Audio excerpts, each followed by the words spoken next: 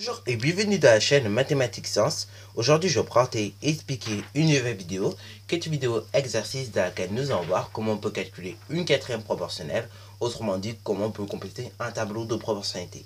D'ailleurs, justement, il y en a qui vont trouver ça assez bizarre quand j'utilise le terme quatrième proportionnelle, alors que dans la première vidéo, je n'ai pas trop mentionné. Alors, en tout cas, justement, le terme de quatrième proportionnelle, c'est pour tout simplement désigner les calculs qu'on fait en termes de proportionnalité dans des tableaux. Donc là, bon, qu'est-ce qu'on appelle plus précisément quatrième proportionnelle? C'est la quatrième valeur en gros qu'on ne connaît pas. Ici, par exemple, elle est notée X, mais dans la vidéo précédente, elle était notée par rien du tout. C'était symbolisé, vous voyez, par un trou, ok? Qu'on a vu juste à compléter. Donc là, vous voyez, en gros, ici, vous avez un tableau de proportionnalité, vous connaissez trois valeurs. Et la quatrième, donc, on appelle ça la quatrième proportionnelle, ok? Et donc, c'est cette valeur-là qu'on pourra calculer à partir des trois premières.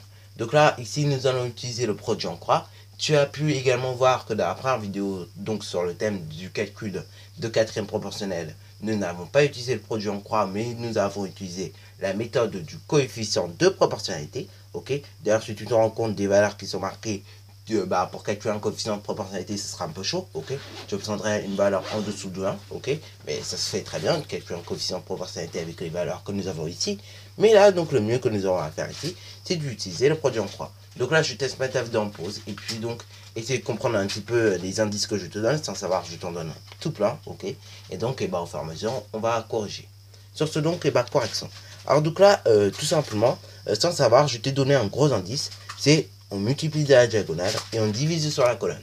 Donc déjà, avant même d'arriver à là, nous allons tout simplement écrire l'égalité de produit en croix. L'égalité de produit en croix nous dit que 15 multiplié par 30, ok, est égal à 7,5 multiplié par x en l'occurrence, ok. Dans une autre vidéo, donc la première vidéo, nous avons mis 3 petits points de suspension parce que c'était le coefficient de proportionnalité qui nous manquait, ok. Donc là ici, on va mettre égalité, tout simplement des produits en croix, ok. Alors là, sans savoir ce que je suis en train de te dire, on réutilisera ces connaissances-là, notamment pour les fractions, ok. Voilà, donc nous avons écrit l'égalité des produits en croix. Maintenant, on va calculer donc la quatrième proportionnelle, ok. Donc, donc c'est la quatrième valeur que l'on ne connaît pas. Donc là, pour la calculer, on va multiplier la diagonale et après, donc, on va diviser sur la colonne, ok. Donc là, c'est parti mon kiki pour effectuer l'opération suivante. C'est tout simplement 30, ok. 30 multiplié par 15. Et après, on divise sur la colonne 7,5, ok. Bien évidemment, j'oublie pas de faire mon signe divisé que je vais symboliser par un trait de fraction, ok. Et j'oublie pas d'indiquer en fait que je vais calculer x, ok. Voilà, voilà. Ensuite, une fois que j'ai écrit donc cette égalité de produit en croix, et maintenant, j'ai plus qu'à effectuer mes multiplications et ma division. 30 multiplié par 15, c'est comme si tu faisais donc 30 multiplié par 1,5, tu obtiens 45. Et après, tu rajoutes un 0 derrière, ça fait tout simplement 450. Bon, alors là, tu vas me dire, c'est pas la meilleure des méthodes que je puisse te donner. Et oui, la meilleure des méthodes que je puisse te donner, c'est la méthode à l'envers. Ce qui veut dire, en fait, inverse, les facteurs qui composent la multiplication. Et tu fais 15 multiplié par 3, ça fait 45. Et là, 45, il te reste plus qu'un 0. Donc, tu rajoutes derrière ce 0 manquant, ça fait 450. Là, c'est la meilleure méthode que je puisse te donner. Après, si tu es très fort en calcul mental, la méthode que je t'ai donnée, donc 30 multiplié par 1,5, tu sais que ça fait donc 45, tu rajoutes un 0 derrière, et tu t'aperçois que tu obtiens le même résultat que je viens de citer, à savoir donc 450.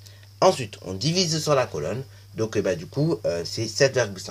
Donc là, 450 divisé par 7,5, on obtient quoi, pardon? On obtient tout simplement 60 quand on effectue cette opération. Ok.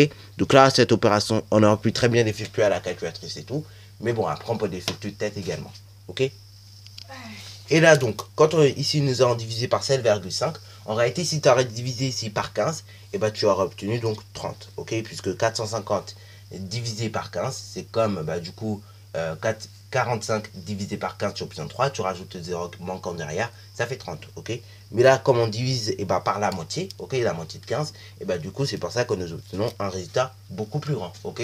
Plus les chiffres, ok, par lesquels tu as divisé, ok, donc plus le diviseur sera petit, plus en fait le résultat sera grand. Je ne sais pas si tu as constaté, par exemple, si tu divises 60 par 3 et 60 par 6, quel est le quotient le plus grand? C'est 60 par 3, ok. 60 par 3, ça fait 20, et 60 par 6, ça fait 10, ok. C'est pas énorme. Donc voilà, justement, si tu n'avais pas constaté, en voilà un exemple, ok.